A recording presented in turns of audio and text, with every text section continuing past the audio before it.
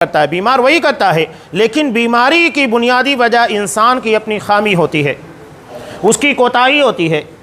एक हिकायत है लेकिन बहुत इस मौके के एतबार से बहुत मुफीद है।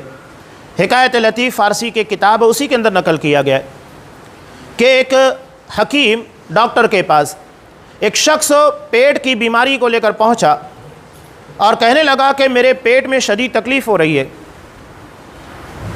तो हकीम ने उससे सवाल किया कि ये बताओ तुमने खाना क्या खाया है।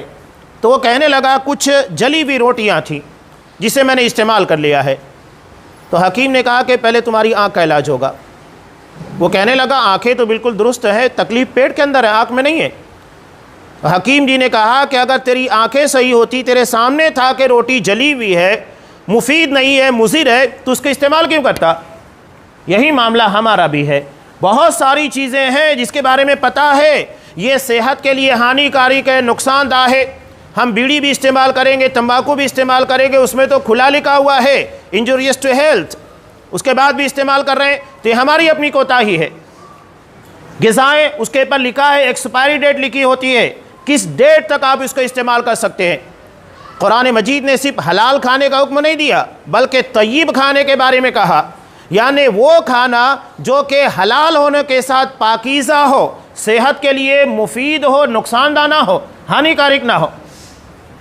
ये असल चीज़ है। पानी पीते हुए अगर आपको लगता है कि उसमें कोई गंदगी आ गई है, आप छोड़ देते हैं और उन्हीं हाथों से आप ख़रीद कर अपनी सेहत बल्कि अपनी जानों को दांव पर लगाने के लिए नुकसानदाह चीज़ें इस्तेमाल करते हैं, तो हमसे बड़ा बेवकूफ़ कौन हो सकता है।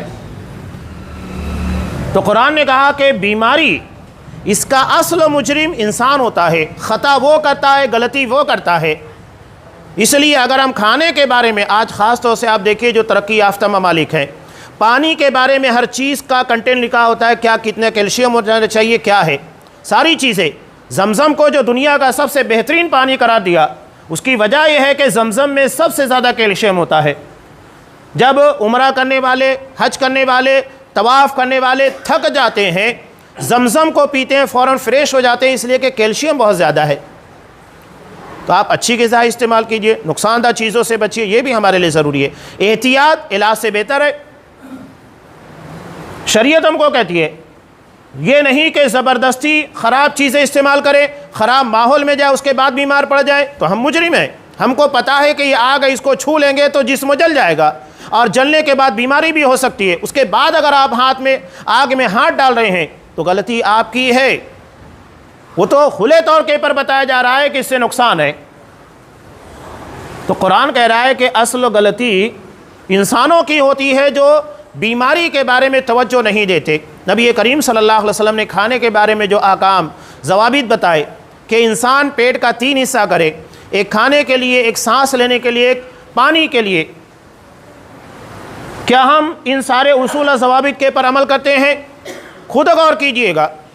अगर अतिबा कहते हैं कि इंसान की 80% 80% बीमारियाँ 80% ये उसके अपने ख़राब ग़िज़ा या तो ग़िज़ाओं के सही इस्तेमाल ना करने की वजह से होती हैं। आज सल्लल्लाहु अलैहि वसल्लम ने कितना बेहतरीन तरीका हमें बताया है, आप उसको मेंटेन कीजिए।